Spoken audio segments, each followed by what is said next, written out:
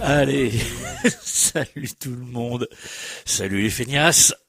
C'est la combientième, parce que là c'est pas marqué sur mon papier, je proteste. Vous êtes sur Salon de Pauvres. La combien? Ah ouais, ah oui, c'est marqué. Bon, effectivement, bon, oui, je suis pas réveillé, c'est pas grave, excusez-moi. 39e émission, putain, déjà, de Salon de Pauvres, on est en pleine forme, il y a du soleil, et aujourd'hui, il y a Vincent Louot, ça fait un petit bout de temps qu'on s'était pas vu. Voilà, bonjour.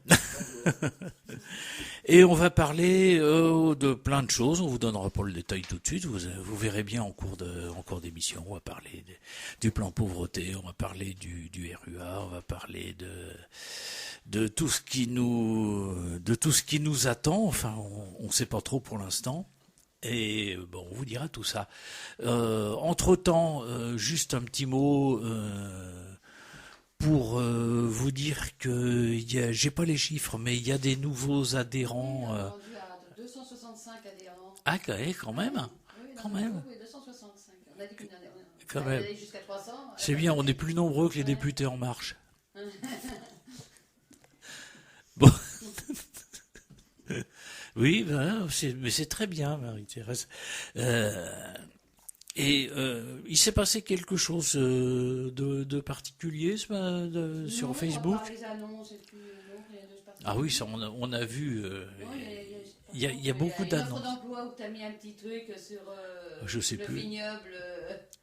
Ah, sur le vignoble, ah oui, ça m'étonne pas, moi, tu sais, le vignoble, c'est mes racines. Donc, je sais plus, qu'est-ce que c'était? À côté de Bordeaux. À côté de Bordeaux, oui, bah, je sais pas, Pomerol, Saint-Émilion, Côte-de-Grave. Saint-Émilion. Ah oui. Tu cherches du travail, tu serais déjà parti. Ah bah c'est sûr, oui.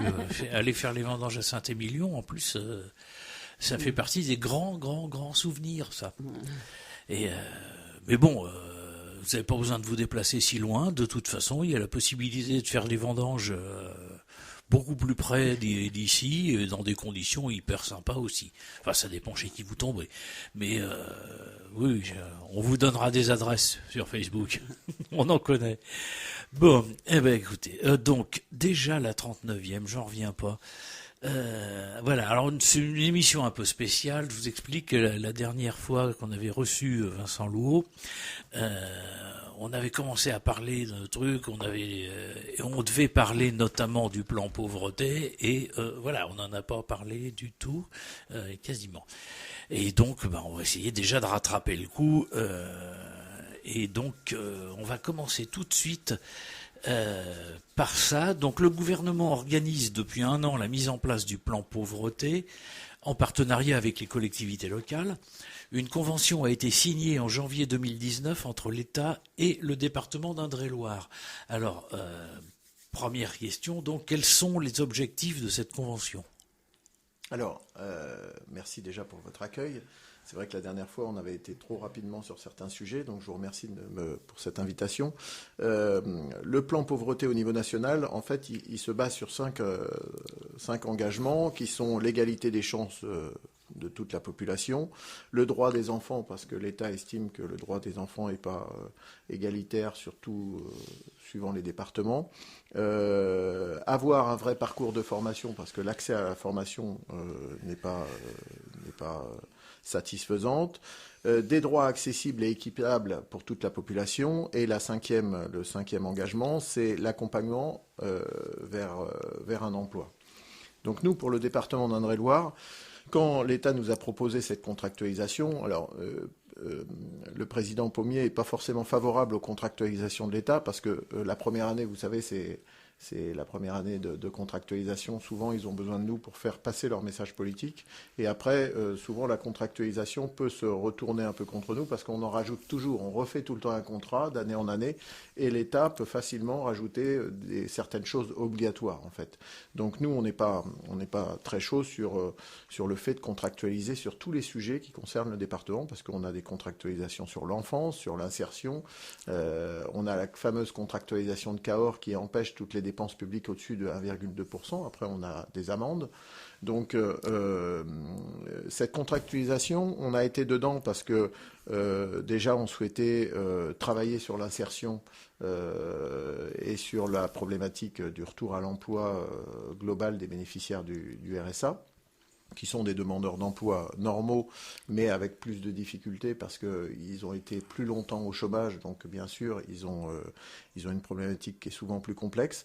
Donc la signature de cette convention pour le département d'Indre-et-Loire, c'est un partenariat affirmé avec l'État, qui était déjà le cas, mais plus fort sur l'insertion, le futur RUA, donc qui est en train de se préconfigurer, mais qui pose beaucoup de problèmes, parce que dès qu'on veut toucher à des minima sociaux et vouloir fusionner des minima sociaux, c'est vrai que ça pose certains problèmes. Oui, ça en pose principalement. Alors, petite parenthèse, si je peux me permettre, on a été invité, je me suis rendu donc à une consultation citoyenne, je crois que c'est comme ça que ça s'appelait, à Chartres récemment, où donc il y a eu une mise au point qui a été faite là-dessus. Et sur les différentes, alors quelles allocations on va fusionner, lesquelles vont rentrer dedans, lesquelles ne vont pas rentrer dedans. Et donc il y avait, je sais pas trop pour le minimum vieillesse. Ça apparemment ce serait à août. Il y avait un problème aussi avec l'AAH. Où donc, oui, les handicapés, où donc apparemment les associations étaient vent debout contre, et il y avait un troisième, les APL. Qu'est-ce qu'on fait avec les APL? Et effectivement, ça, pour nous, c'est un gros morceau et qui peut très vite donner lieu à des problèmes catastrophiques. Parce que si on inclut l'APL et que d'un autre côté il y a un plafond, ça voudra dire que les gens, et beaucoup de gens ont très peur de ça, beaucoup de gens qui sont au RSA ont très peur de ça, qu'il va y avoir un sacré coup de rabot. Et ça, voilà, ça fait partie des préoccupations qui ont été mises en avant. Voilà. Et pour l'instant, on n'a pas de réponse particulière. On a reçu un compte rendu de cette réunion. Mais bon, disons que voilà, il y a des gens qui travaillent maintenant, qui prennent en compte tout ce qu'on a dit, et puis on verra bien après. Puis nous, dans notre coin, on se dit voilà. J'espère que on va pas se retrouver avec ne serait-ce que 20, 30 ou 50 balles en moins par mois, parce que pour nous ce serait assez difficile. C'est évident que la réforme nationale sur le RUA pose un certain nombre de questions, amène des problématiques qui auront des conséquences sur les allocataires. Et c'est vrai que dès qu'on touche à un système qui est d'une complexité effroyable, on peut imaginer qu'il y a des gagnants, mais il y a aussi des perdants. Surtout quand on parle d'un budget constant. Donc quand on augmente le budget encore, on peut se dire tout le monde va être gagnant. Mais toutes ces réformes déjà entraînent une complexité et une peur pour les allocataires, parce que il faut une grande pédagogie pour faire comprendre quelque chose d'extrêmement compliqué à la population. Donc, aujourd'hui, il y a une préconfiguration du RUA, du revenu universel d'activité, qui est en cours, avec tout un tas de consultations. Et après, il va y avoir des propositions. Ils ont commencé à faire des propositions. Ils se sont pris, comme vous dites, une levée de bouclier de certaines associations. C'est évident qu'on vit sur un historique de complexité, qui fait que dès qu'on veut toucher à quelque chose, les habitants, ils se posent des questions. Ils se disent, oui, derrière, on va perdre. Et ils n'ont pas tort, parce qu'on sait bien que les réformes qui sont un peu poussées de tout temps peuvent provoquer des problématiques. Donc, pour finir sur notre contractualisation à nous, pour le département d'Indre-et-Loire, donc on avait l'insertion, le RSA, le logement et les formations qui sont liées au RSA, parce que c'est la région Centre qui gère toute l'organisation de la formation sur notre territoire. Mais tout ce qui est lié pour aider les usagers à retrouver un emploi.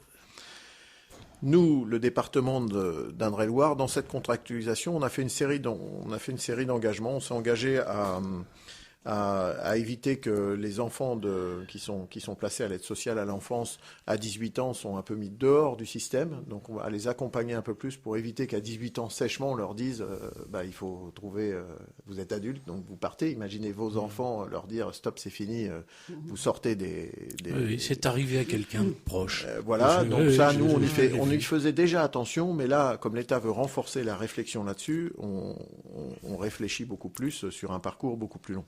Le renforcement, on s'est engagé à la capacité à agir des travailleurs sociaux, notamment sur l'accueil social et sur le fait que le côté social nécessite une multiplicité des aides qui fait que l'usager il peut pas comprendre.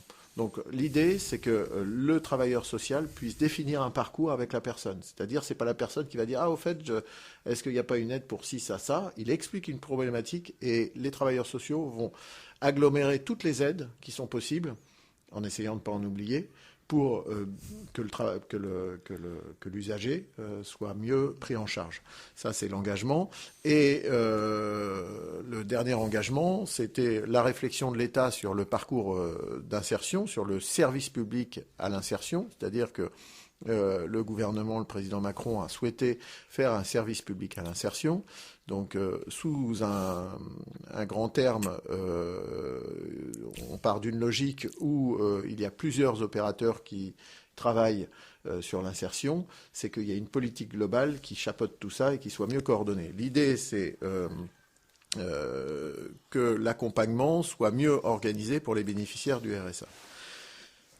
Donc nous, le département, on était très en avance sur ce sujet-là parce qu'on avait déjà réfléchi et vous le savez, quand on avait lancé Job Touraine, la seconde réflexion a été de prendre en compte le parcours du bénéficiaire du RSA dans un nouveau logiciel. On en avait commencé à en parler lors de ma dernière intervention. Et c'est vrai que ce parcours du RSA sera outillé grâce à un logiciel qui doit permettre un meilleur accompagnement et surtout éviter des temps très longs, 2-3 mois pour avoir le premier rendez-vous avec son référent, que tout ça soit beaucoup mieux cadré. Et garantir, parce que le gouvernement, son souhait, c'est qu'il y ait une reprise d'activité. Donc c'est ça l'objectif du. Je règle mon micro parce qu'apparemment je suis pas assez près. Voilà. C'est ça l'objectif de notre contractualisation. Sur la création du revenu universel d'activité, comme vous l'avez parlé, nous on va attendre patiemment que l'État donne ses prérequis et sa volonté, parce que c'est une volonté nationale. Nous, le département, ce qu'on a comme savoir-faire, c'est la relation directe avec l'usager. C'est-à-dire, nous avons des habitudes de travail, les habitants connaissent le département pour l'aide à l'enfance, pour tout ce qui touche aux aides sociales, en fait. Ils connaissent la CAF qui paye et le département qui assure le suivi avec d'autres intervenants. Donc, nous, on va attendre la préfiguration. On a un problème, nous, le département, nous avons un problème, c'est que le reste à charge, ce qu'on appelle le reste à charge, c'est le financement du RSA, pèse très lourd sur les finances du département. C'est-à-dire que aujourd'hui, nous sommes arrivés à un poids du RSA qui est aux alentours de 80 millions d'euros, mais qui n'est financé qu'à 40 millions d'euros par l'État. C'est-à-dire que les 40 autres millions, ce sont vraiment les contribuables départementaux qui payent pour les bénéficiaires du RSA. Et nous, ça nous pose un petit problème, pas du tout, c'est cette cohérence nationale. C'est-à-dire que la solidarité nationale doit être assurée par l'État et on trouve assez injuste que le département soit responsable du financement en totalité des 50% du RSA. Donc nous, on est attentif à ça. Et d'un autre côté, on a l'État qui nous dit « Oui, mais vous faites pas un suivi correct des bénéficiaires » et qui nous met énormément la pression, comme il le met sur Pôle emploi, parce qu'on voit les changements sur Pôle emploi où tout doucement, on sent aussi un étau qui se resserre sur le demandeur d'emploi. Donc nous, on veut que le département soit respecté sur une qualité de suivi qui est certes pas parfait, mais qui peut être améliorée. Le service public à l'insertion qui est créé, qui est en cours de création, qui commence à être, mais pareil, qui va peut-être provoquer une réaction quand il va sortir publiquement. Aujourd'hui, ça reste un travail un peu de chambre des hauts fonctionnaires. Ce service public à l'insertion, il a pour but d'avoir un meilleur suivi pour un meilleur retour à l'emploi. Ça, c'est le côté, on a tous envie que les personnes retrouvent un emploi, ça c'est le côté un peu bisounours de l'affaire. Ce qui pose problème, c'est que déjà, moi j'aime pas le service public à l'insertion parce que on m'aurait demandé vraiment mon avis, j'aurais préféré avoir un service public de l'emploi qui existe déjà, c'est Pôle emploi qui le gère. Et je préférerais qu'on mette un i à l'emploi, c'est-à-dire service public à l'emploi et à l'insertion. Et qu'on englobe les demandeurs d'emploi et les bénéficiaires du RSA dans un même socle. Qu'on arrête de parler d'un service public à l'insertion pour les bénéficiaires du RSA. Ça me pose un problème, ça. Et je l'ai dit dans les groupes de travail, c'est pas le précadrage qui a été donné, mais moi je regrette que on soit obligé de parler des bénéficiaires du RSA dans un service public de l'insertion. Ça me dérange. Il y a autant besoin d'insertion chez certains bénéficiaires de l'allocation chômage qui sont dans le service public à l'emploi et le service public à l'insertion pour ceux qui sont tombés encore plus bas. Ça me dérange et ça va... Enfin, on en a déjà parlé, les bénéficiaires du RSA apprécient pas trop qu'ils aient un statut autre que celui-là de demandeur d'emploi. Donc ça, c'est la première chose. Dire qu'on est entendu sur ce côté-là, c'est pas forcément évident parce que le précadrage est fait. Une fois que le précadrage est fait, on peut pas tellement le changer. Nous, ce qu'on a négocié avec cette contractualisation, c'est d'être autour de la table et autour du berceau pour la constitution du service public à l'insertion. Et là, je suis quand même assez fier. Nous sommes quasiment le seul département. On est 3, 4, 5 départements qui sommes autour de la table. Mais nous, on est assidus, on est toujours là. Et toujours, il y a soit Nadège Arnaud, la vice-présidente, qui est présente, soit moi. C'est-à-dire, il y a toujours un représentant élu, ce qui n'est pas du tout le cas des autres départements, où très souvent, ce sont des fonctionnaires des départements qui viennent à ces réunions. Donc ça, nous avons, nous participons activement à ces réunions qui ont lieu tous les mois au ministère du Travail pour écrire ce que sera le service public à l'insertion. Alors ce qui est compliqué, c'est que on a un système qui est extrêmement complexe, c'est-à-dire que les bénéficiaires du RSA, ils commencent par s'inscrire à la CAF et après ils sont pris en charge par le département. Tout ça, c'est pas d'une grande simplicité. Le bénéficiaire du RSA, il faut qu'il suive. Et vous inscrivez à la CAF et vous recevez un courrier du département. Déjà, vous voyez, la logique, c'est compliqué. Nous, ce qu'on souhaite, c'est que tout soit mis en œuvre au niveau de l'État pour que ça soit plus simple. Et là, déjà, on part sur des prérequis qui sont difficiles. Pourquoi ? Parce que vous avez tous un numéro d'allocataire. Pas forcément RSA, pour les aides au logement, pour votre famille. Déjà, premier problème. Ce numéro d'allocataire est départemental. Il serait peut-être temps de faire un fichier des allocataires national. Si vous changez de département, il faut changer de numéro d'allocataire. On a créé un truc qui est complètement ubuesque à la CAF. C'est des numéros d'allocataires par famille. C'est-à-dire que c'est la famille qu'on voit en ensemble. Imaginez un fichier d'immatriculation des voitures par famille. Complètement ubuesque. Imaginez un fichier informatique des plaques d'immatriculation de voitures par département, complètement ubuesque. Donc ces prérequis-là, nous on demande très fortement à l'État de mettre en ordre une réforme administrative pour l'utilisation par exemple d'un truc très technique, c'est du NIR, c'est du numéro de sécurité sociale de chaque personne, qui devrait suffire à avoir un seul numéro d'allocataire, et quand vous partez à Paris rejoindre votre sœur parce que vous avez des difficultés pour vivre à Paris, ça pose aucun problème, votre dossier, il part avec vous. Et il n'y a aucun arrêt de paiement de l'aide. Aujourd'hui, c'est pas du tout le cas. Il faut vous réinscrire, il faut transférer le dossier, et ça peut poser des problèmes pendant 2 ou 3 mois où il y a du mal à faire la jonction des aides. Tous ceux qui font des déménagements le savent, sur les aides au logement, sur les aides de la CAF, c'est problématique. Après, on a nos relations avec Pôle emploi, parce que Pôle emploi s'occupe de bénéficiaires du RSA, mais en fait, on ne sait pas s'il s'en occupe. C'est-à-dire que les systèmes informatiques ne sont pas configurés pour parler avec les systèmes informatiques des départements. Donc ça pose un problème, parce que nous, on ne sait pas, en fait, sur, mettons, les 3 4 000 allocataires qui sont sous la responsabilité de Pôle emploi, on ne sait pas s'ils sont réellement suivis. Alors ils sont suivis, ils ont un suivi. Mais nous, on aimerait, comme on est responsable du RSA, on aimerait pouvoir dire la personne se fait exclure de Pôle emploi parce que, pour différentes raisons, qu'on ait un peu l'historique de ce qu'il a fait avec Pôle emploi. Un peu important, savoir ce qu'il a fait avec Pôle emploi quand il arrive sous la responsabilité du département ou d'un travailleur social ou d'un référent départemental. Et là, vous voyez la complexité, c'est qu'on se retrouve avec Pôle emploi d'un côté, la CAF de l'autre, la MSA pour ce qui est côté agricole, et là, avec des systèmes d'information qui ne se parlent pas.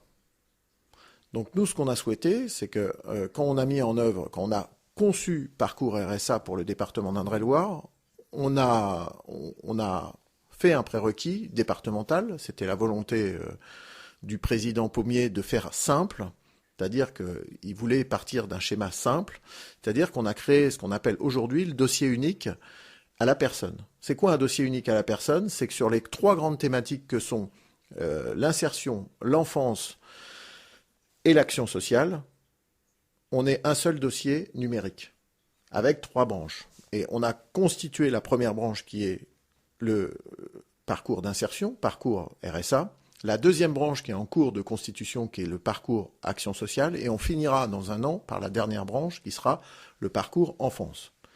C'est-à-dire que nous, on s'est mis en ordre de marche pour avoir un dossier unique à la personne. C'est-à-dire que, mettons une assistante sociale qui est le maximum de personnes qui a le droit de tout voir dans un dossier d'une personne. Vous savez, c'est l'assistante sociale, elle a le droit, son statut lui donne le pouvoir de voir tout, pour aider la personne.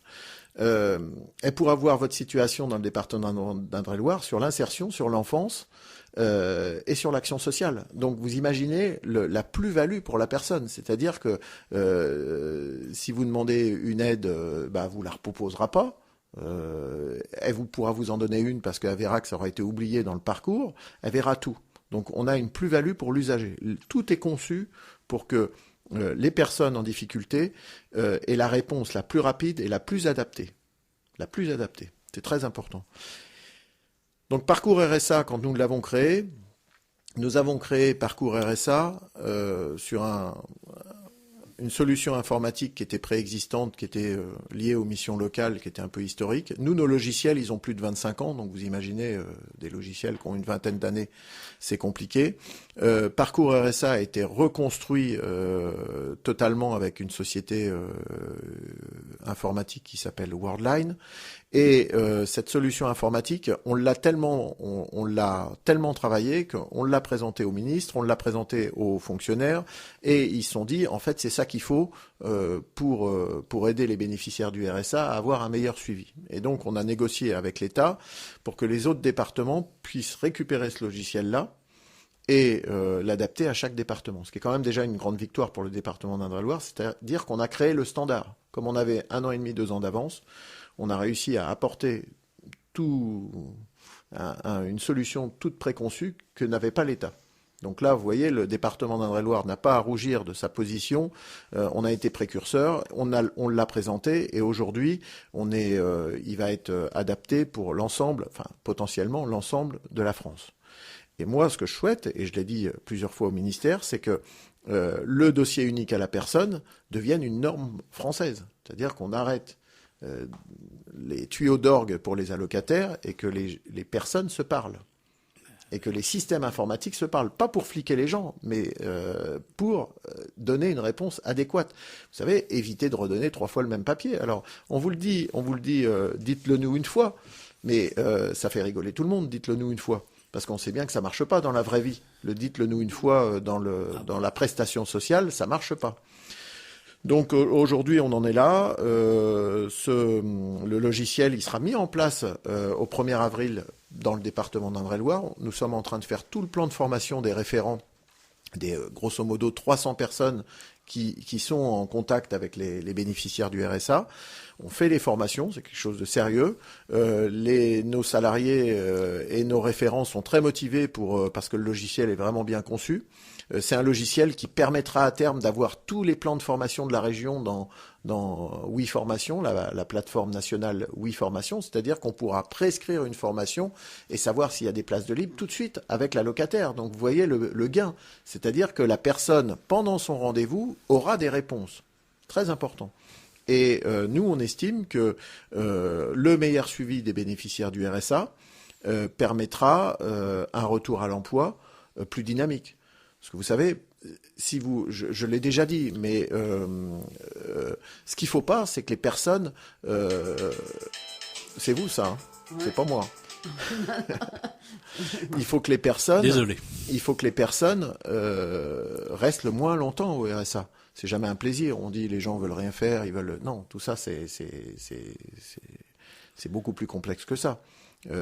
Et donc la meilleure des formations, je vais dire, c'est de permettre aux personnes de reprendre pied dans l'emploi. Pas forcément à temps plein, mais un emploi qui est proche de chez soi, parce que la problématique du déplacement est une problématique majeure. C'est-à-dire que quand vous n'avez pas de véhicule parce que vous n'avez plus de sous, c'est compliqué d'aller travailler.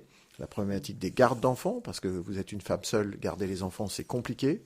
Donc toutes ces problématiques-là doivent être intégrées et sont intégrés dans le logiciel pour permettre un meilleur suivi. Moi, vous savez, certains me disent, oui, mais l'outil informatique sert à fliquer et tout ça. J'entends, mais l'outil informatique, il faut que ça soit un outil. C'est-à-dire que c'est pas la truelle qui fait le maçon, c'est vraiment le maçon qui manœuvre la truelle. Et l'outil Parcours RSA est constitué pour rendre des services à l'usager au bout du compte. Et l'objectif de ce logiciel est vraiment de changer la façon dont le bénéficiaire du RSA va avoir une relation avec l'administration. Ça, pour moi, ça va l'améliorer. Ça va être plus fluide. C'est une solution qui est moderne, c'est-à-dire que avant le rendez-vous, on vous enverra un texto. Pour vous confirmer, ça sera moderne. On vous fera signer directement sur une tablette le document. Vous repartirez avec le document qui sera tout de suite imprimé. On évitera le papier que souvent les bénéficiaires du RSA veulent plus aller chercher dans leur boîte aux lettres. Ils se disent, il y a tellement de bazar dans ma vie et dans ma boîte aux lettres qu'ils ont peur d'ouvrir un courrier du conseil départemental. Donc on veut faciliter la relation avec l'usager. Moi, je suis assez optimiste. Même si certaines associations nous ont dit qu'ils avaient un peu peur de l'application du logiciel. Les jeunes notamment qui arrivent au RSA à 25, 26, 27, 28 ans, on doit avoir une réponse proactive. Vous imaginez laisser un jeune pendant 6 mois, 8 mois, 1 an avant de commencer à s'occuper de lui dans un parcours d'insertion et de retour à l'emploi, c'est pas quelque chose il faut pas laisser faire.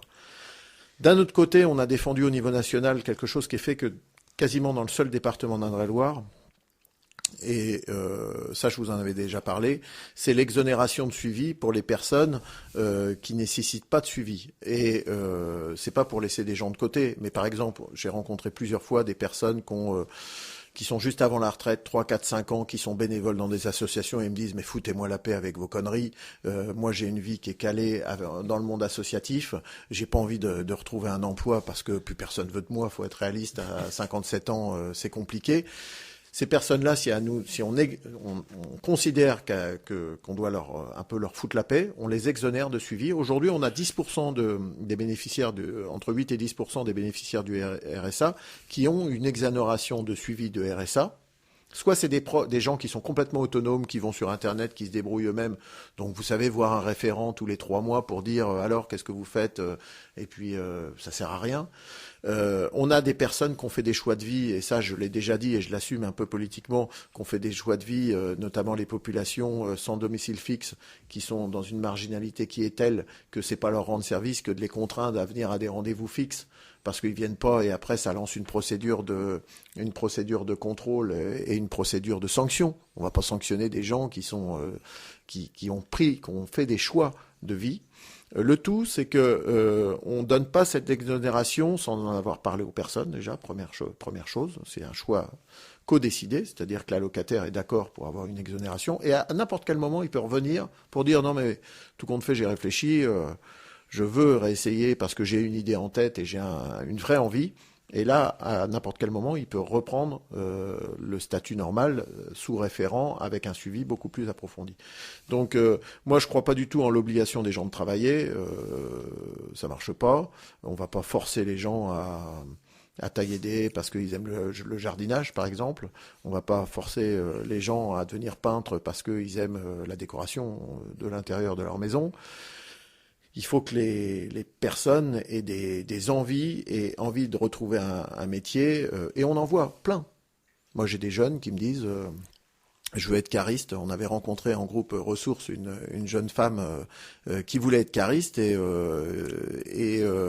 qui voulait passer son CACES. Et Pôle emploi lui disait oui mais c'est compliqué, vous savez, le CACES. Et la jeune dame disait oui mais attendez, moi toutes l'intérim, les boîtes d'intérim me demandent le CACES. Donc faites-moi la formation du CACES et à partir de là, moi j'ai envie de faire ça. On n'a pas à juger si la personne est en capacité ou pas. Elle va passer son CACES et après, elle va faire de l'intérim comme cariste dans la logistique. Et on n'a pas à juger des parcours, en fait. Il faut respecter ça, il faut commencer à respecter ça. Par contre, ce que l'on doit aux personnes, c'est d'avoir un système qui marche et qui soit réactif et qui ne mente pas. C'est-à-dire, on explique réellement les devoirs liés au RSA, ça c'est les gens le savent, venir au rendez-vous, autrement il y a des sanctions, mais il faut que tout ça soit parfaitement clair.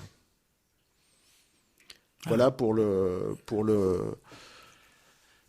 la nécessité d'avoir un suivi performant et moderne, parce que aujourd'hui les dossiers papier dans nos bureaux de tous les travailleurs sociaux sont courants, on a très peu de dossiers dématérialisés, donc on a besoin d'avoir un fonctionnement qui est moderne. Quelle est la réaction de Pôle emploi par rapport à ces exigences et à la mise en place de parcours ?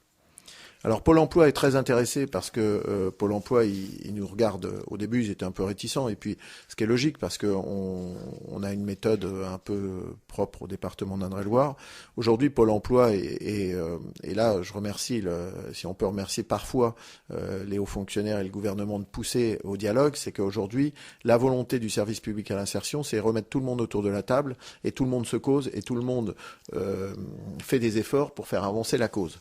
C'est un peu nouveau sur la méthodologie, donc si on doit saluer une chose, c'est que là tout le monde se cause et tout le monde enlève les barrières qui sont entre Pôle emploi, entre la CAF, entre les départements.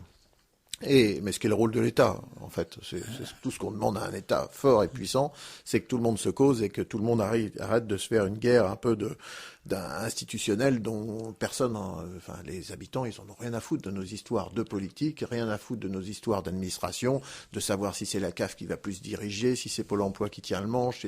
Les gens, ce qu'ils veulent, c'est retrouver un emploi et toucher ce qu'on leur doit en termes d'allocation, parce qu'on a quand même l'État, même si les allocataires ont des devoirs, l'État a aussi un devoir dans le fait de gérer correctement les allocations. Donc Pôle emploi aujourd'hui voit beaucoup mieux la chose. On est en train de voir pour avoir des transferts de données beaucoup plus... alors c'est compliqué parce que vous savez, les deux logiciels qui se parlent, ça a un petit terme, ça s'appelle des API. C'est des connecteurs en fait entre les deux logiciels pour se transférer des données de façon automatique. Et à partir du moment où les transferts de données se font la nuit tous les jours, et ben si vous changez de statut, par exemple vous sortez de Pôle emploi parce qu'ils vous mettent dehors parce que vous n'avez pas assez répondu à Pôle emploi, ben, automatiquement on le sait, c'est dans votre dossier. Ça permet de mieux vous gérer parce qu'aujourd'hui il faut attendre un mois pour avoir l'information. C'est-à-dire que c'est un mois perdu. Alors l'allocataire, il s'en fiche un peu parce que pendant un mois, il est tranquille. Il est plus suivi par Pôle emploi et nous, on met encore un mois, pendant 2 mois, il est tranquille parce que on va remettre un mois à le rappeler derrière. Donc nous, on veut éviter ça parce que c'est pas rendre service aux gens. Pour certaines personnes, ça peut avoir du sens. Ceux qui sont malades, qui sont en convalescence, c'est évident qu'on n'est pas là pour forcer les gens qui sont blessés ou en grande détresse pour les pousser encore plus loin. Ce qu'on veut, c'est avoir des informations le plus rapidement possible pour que chaque situation qui est personnelle, parce que vous savez, le social, c'est pas, il n'y a rien de standard, c'est que ce ne sont que des cas particuliers pour avoir toutes les informations pour traiter les cas particuliers. Donc c'est ça vraiment l'objectif de ce logiciel et des connecteurs avec Pôle emploi, la CAF et tout ce qui va bien autour. La formation, parce que ça, la connexion avec WeForm nous a été promis par le ministère du Travail. Donc vous voyez, tout ça, ça se met en ordre de marche.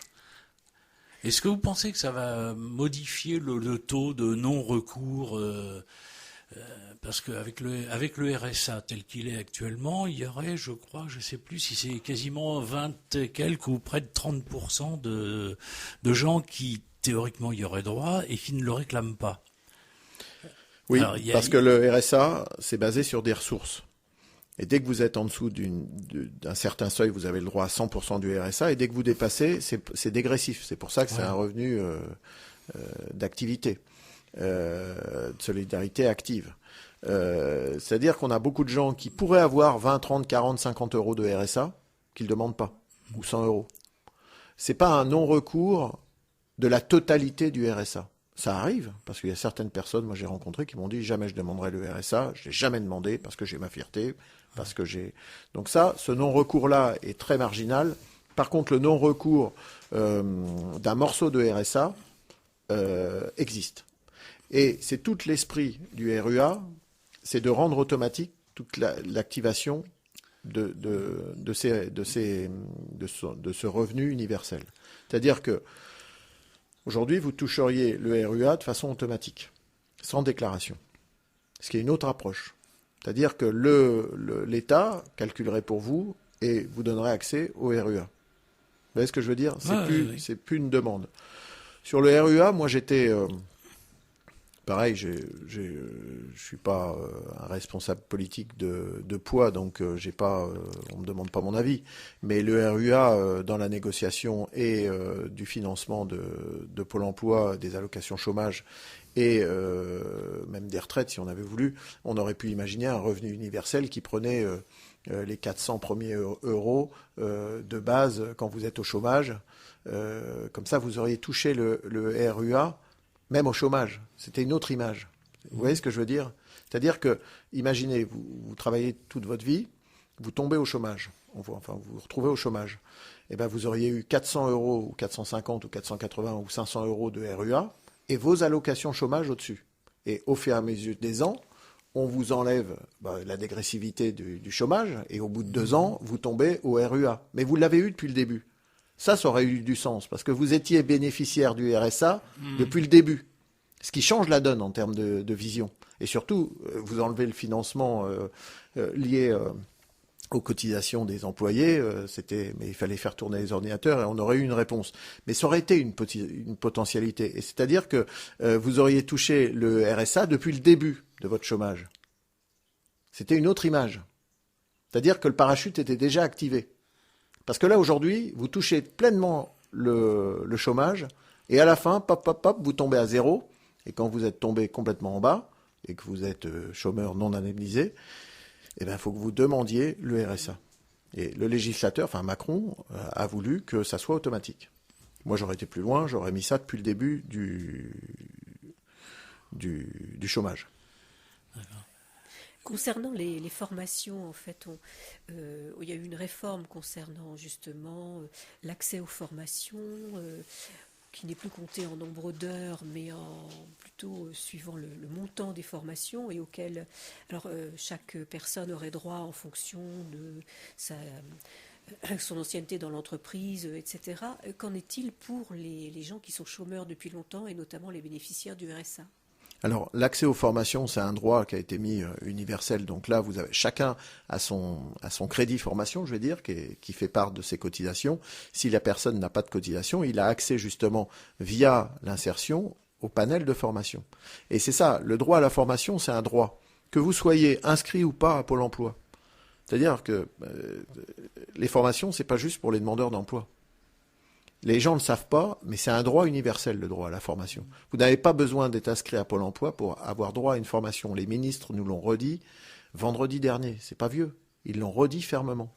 Donc, c'est pour ça que l'accès à la plateforme nationale de WeForm sera pour les bénéficiaires du RSA, dont potentiellement une partie ne sont pas inscrites au chômage. Donc, en fait, l'inscription au chômage, moi, soit il y a une obligation pour tout le monde de s'inscrire au chômage, mais ça va pas plaire aux politiques parce que ça va faire monter le chômage. Bon, donc, moi, à la limite, il y a les chômeurs indemnisés qui sont comptabilisés, ça c'est l'État qui se débrouille, et à la fin, vous êtes plus au chômage, vous êtes sorti de l'inscription à Pôle emploi, qui est une inscription administrative, hein. Vous êtes chômeur non indemnisé chez Pôle emploi. Si vous prouvez pas que vous êtes proactif et tout ça, ils peuvent potentiellement, si vous répondez pas au téléphone ou au courrier, potentiellement ils vous mettent dehors. Donc moi je suis beaucoup plus à l'aise.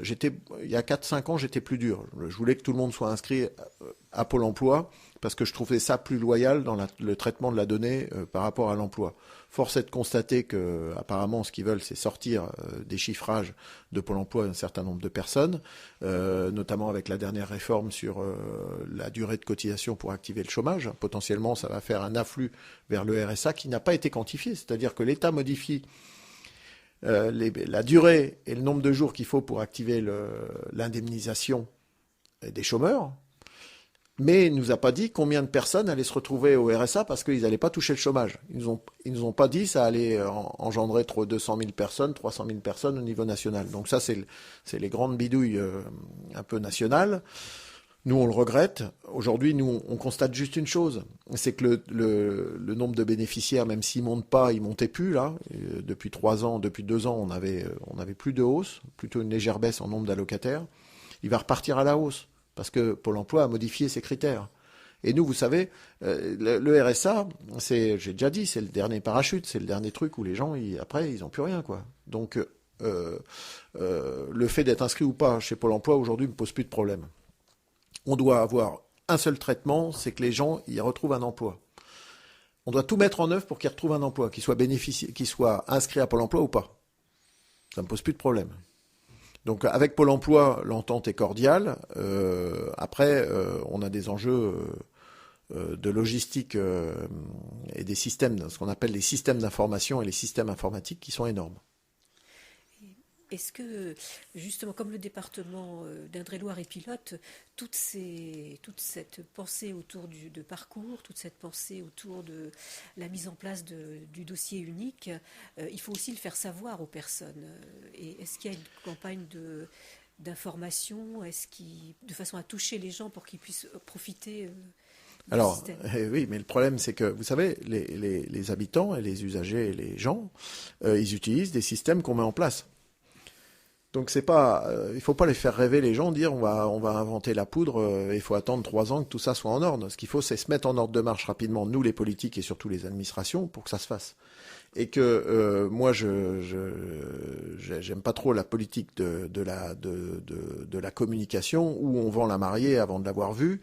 Et il faut faire. Et après, une fois qu'on a fait les choses, parcours RSA, la première fois où je vous en ai parlé, c'était l'esprit. Je vous avais parlé de l'esprit. Alain, il m'a regardé de travers. Hein. Il n'y avait pas que lui qui me regardait de travers. Donc, ça sert à rien de faire peur aux gens. Ça sert à rien de faire rêver les gens sur un monde qui va être parfait. C'est des choses qui sont très lourdes parce que vous savez, il faut que tout le monde se cause sur des niveaux qui sont très larges. Donc, il faut le faire. Le dossier unique à la personne, nous, on l'a vendu à très haut lieu. Maintenant, on va voir s'il mord à l'hameçon. Et on va voir si on arrivera à mettre en ordre tout en place. Moi, comme je suis pas patient, le président Pommier m'a dit Vincent, vas-y. Lui, il est pour que ça bouge. Il est pour qu'on avance. Par contre, il aime pas les grands débats nationaux stériles qui n'apportent rien au bout du compte. Donc nous, on a décidé de faire nous-mêmes, petit département d'Indre-et-Loire, notre parcours RSA. Alors, comme là je peux le dire, comme nous sommes les meilleurs, tous les autres départements vont suivre, au moins en partie, et l'État est obligé de suivre parce qu'eux, ils n'ont pas de solution informatique. Et donc, attendez, c'est comme un iPhone. Quand Apple a sorti l'iPhone en premier, automatiquement, il était devant tout le monde parce que c'est lui qui a sorti le produit, tout le monde. Et après, tout le monde l'a copié pour faire. Il se rapproche maintenant. Vous prenez un Samsung ou un Nokia, ils ressemblent tous à un Apple. Donc, tout ça, c'est la création du standard qui fait la valeur. Nous avons créé le standard. Et un peu de façon prétentieuse, je peux dire aujourd'hui que ce standard va être repris. Et à nous de continuer notre lobbying et d'influence auprès des autres départements, auprès de l'État, pour dire on continue sur l'action sociale et on continue sur l'enfance. On n'en a rien à faire que vous, l'État, vous ne fassiez rien. Nous le faisons nous-mêmes, nous sommes responsables de ces compétences-là auprès des usagers. Les usagers, quand vous ne gérez pas les enfants correctement, ils n'appellent pas l'État. Ils appellent le conseil départemental.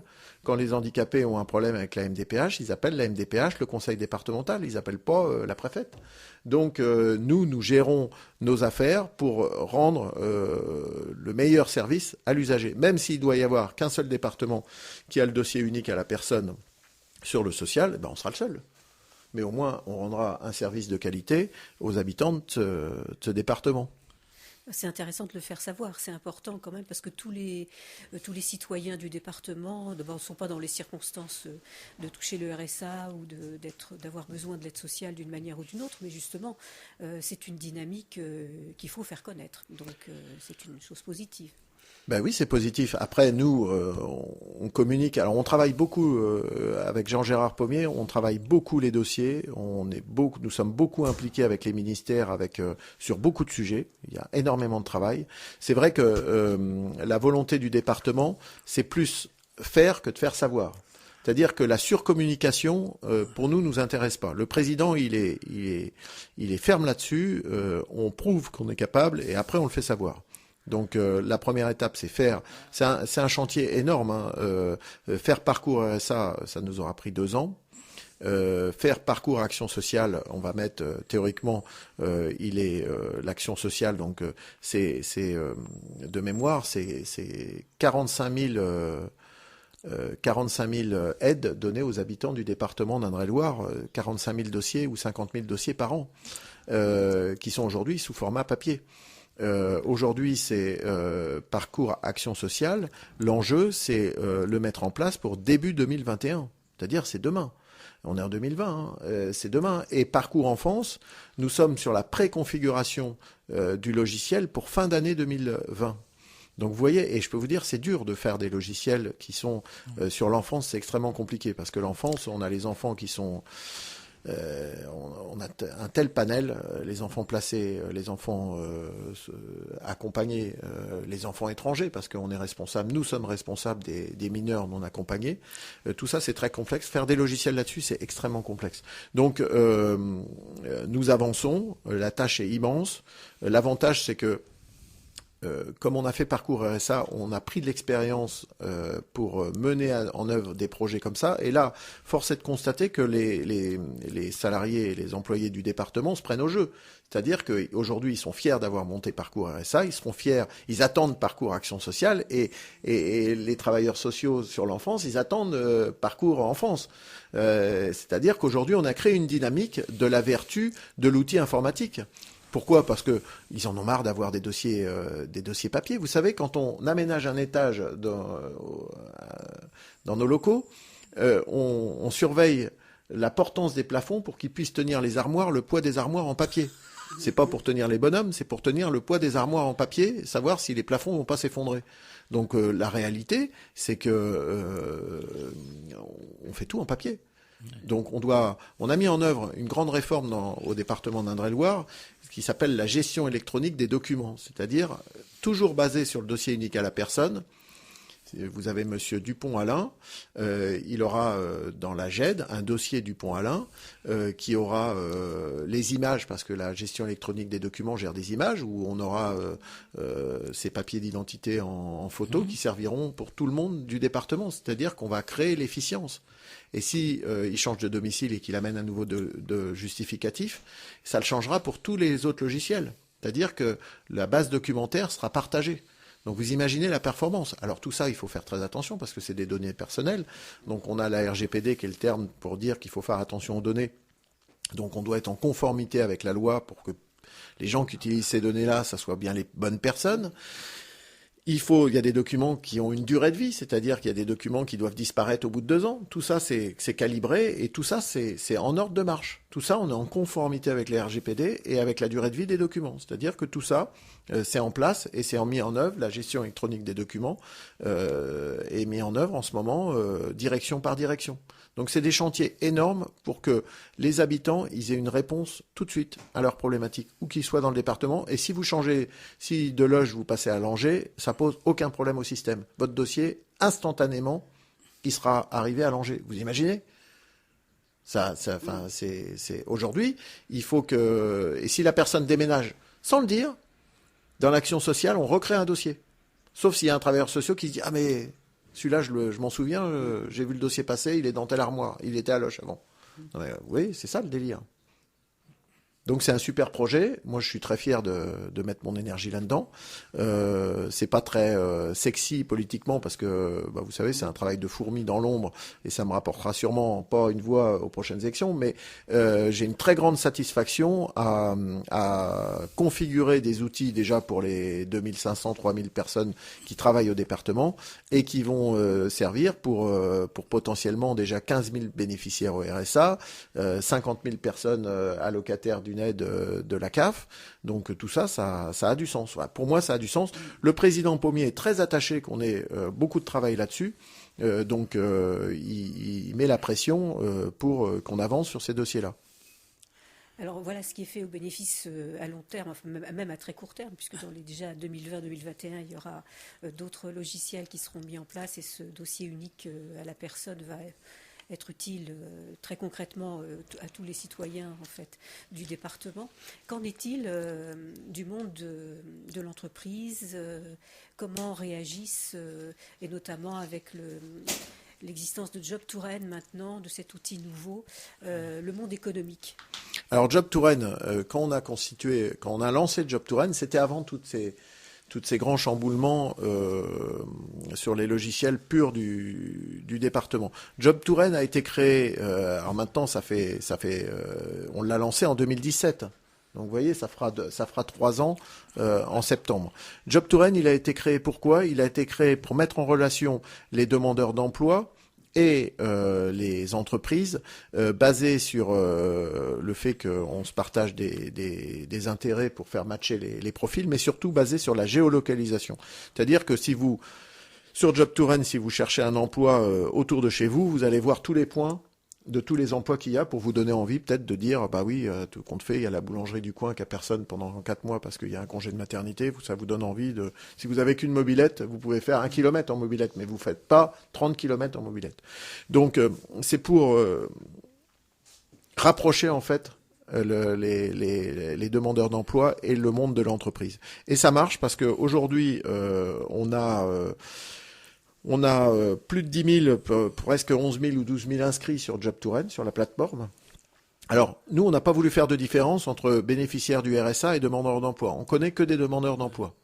Dans le sens noble, pas inscrits chez Pôle emploi, tous ceux qui cherchent un emploi. Même ceux qui ont déjà un emploi et qui veulent se barrer de leur emploi où ils sont parce que ça leur plaît pas. Ou tout simplement qui ont besoin d'avoir 2 emplois parce que le premier, il paye pas assez. Voilà, tout à fait. Ils sont à mi-temps. Voilà, tout à fait.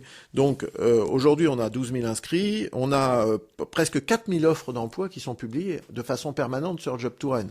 D'ailleurs, on signale à tous nos auditeurs que un certain nombre de ces offres d'emploi sont relayées religieusement par Marie-Thérèse et que, n'hésitez pas à aller voir allocataires du RSA, des gens comme les autres, salon de pauvres sur Facebook, et puis peut-être que vous trouverez le job de vos rêves. Voilà. Aujourd'hui, c'est 7000 postes qui sont proposés, c'est presque 1000 recruteurs qui sont inscrits. Donc aujourd'hui, Job Touraine, alors on dit pas grâce à Job Touraine vous avez retrouvé un emploi. Parce que vous savez, le RSA c'est compliqué, on peut se vanter de plein de choses, mais la population des bénéficiaires des RSA rentre et sort dans la même année. C'est-à-dire 50% de la population des bénéficiaires change tous les ans. Donc, même si on n'avait rien inventé, on pourrait estimer qu'il y a du retour à l'emploi, vu que ça se fait naturellement. Donc par contre, nous, ce qui est clair, c'est que 27% des bénéficiaires qui sont inscrits sur la plateforme sont sortis du RSA. 27% des bénéficiaires qui étaient inscrits sur la plateforme et qui étaient proactifs sur la plateforme sont sortis du RSA. Le problème, c'est que quantifier, quand on fait des enquêtes après, a posteriori, on n'a pas la réponse. C'est-à-dire que soit les bénéficiaires veulent pas nous répondre parce qu'ils sont tellement contents d'avoir trouvé un emploi, ils ont plus rien à faire de Job to Rent, ce qui est le but. Et les entreprises, elles ont du mal aussi à répondre à nos enquêtes. On les rappelle par phoning pour dire est-ce que vous avez trouvé un bénéficiaire du RSA. Donc on se fait des petites statistiques. Aujourd'hui, par contre, ce qui est clair, c'est que 95%, presque 3 ans après, sont toujours satisfaits de Job to Rent. Donc, vous savez, ça serait pourri, ils nous auraient dit, non mais vous êtes complètement has-been, vous avez fait un truc de naze, ça marche pas du tout aux orties de Job to Rent. 3 ans après, 95% des employeurs sont toujours satisfaits de Job to Rent. Donc ça, c'est quand même pas mal. Et les utilisateurs des demandeurs d'emploi, quand ils notent, parce qu'il y a une possibilité de noter l'application, ils mettent 4,5 sur 5. On les force pas, on leur fout pas le fusil sur la tempe pour qu'ils mettent ce qu'ils veulent sur le. Donc le logiciel est noté à 4,5 sur 5. Donc nous, on est satisfait. Encore une fois, on le fait peut-être pas assez savoir, on fait peut-être pas assez de pub pour tout ça, mais on est fiers. On dynamise, on a une page Facebook qui marche bien, LinkedIn qui marche bien, une newsletter qui est pour les recruteurs, une campagne d'affichage avec la métropole, une campagne ciblée sur les zones d'activité parce qu'on va chercher les employeurs dans les zones d'activité. Nous avons eu le prix Léonard d'Or 2019, initiative territoriale innovante, avec le 41. Et pour 2020, on continue avec toujours de façon très on pousse les recruteurs, les offres d'emploi à se mettre dans Job to Rent avec une nouveauté cette année, c'est qu'on va aller voir beaucoup plus les communautés de communes qui gèrent aussi un peu l'emploi, l'offre d'emploi dans les communautés de communes et les mairies. On va aller beaucoup plus proche pour faire la publicité de Job to Rent. Merci Monsieur Louveau. On voit que l'activité du département en tant que partenaire et des citoyennes et des entreprises du monde économique et avec l'État, avec les administrations, est quelque chose de très dynamique. Merci à vous d'avoir été notre invité. À une prochaine. Au plaisir. À une prochaine Merci. fois. À vous. Au revoir. Et ben voilà. On va se dire au revoir bientôt. On a encore une petite minute. Voilà, ouais, voilà.